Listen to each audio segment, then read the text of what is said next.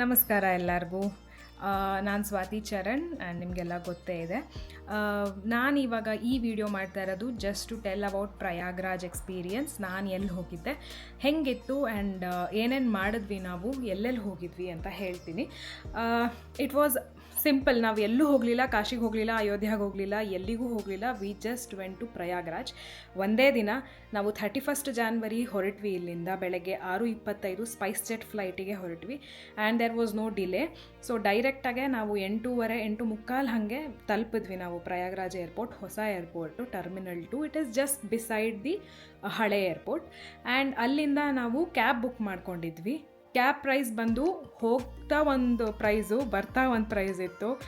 And bargain ಮಾಡಬೇಕು ಸ್ವಲ್ಪ, and we did. ಸ್ವಲ್ಪ ಬಾರ್ಗೇನ್ ಮಾಡಿಕೊಂಡ್ರು. It costed about 14,000. ಹೋಗೋಕ್ಕೆ 6,000 ಆಯಿತು, ಬರೋಕ್ಕೆ 8,000 ಮಾಡಿಕೊಂಡು. We had booked tent book ಮಾಡಿದ್ವಿ ನಾವು ರಾತ್ರಿ ಉಳ್ಕೊಳ್ಳೋದಕ್ಕೆ ಅಂತ. ಸೊ ಅವ್ರ ಥ್ರೂನೇ ನಮಗೆ ಕ್ಯಾಬ್ದು ಡೀಟೇಲ್ಸ್ ಸಿಕ್ತು. And we stayed in Arail ghat.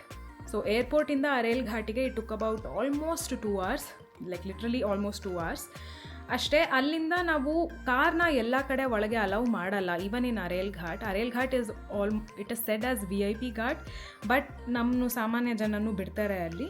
Only when there is no VIP ಆ ಲೊಕೇಶನ್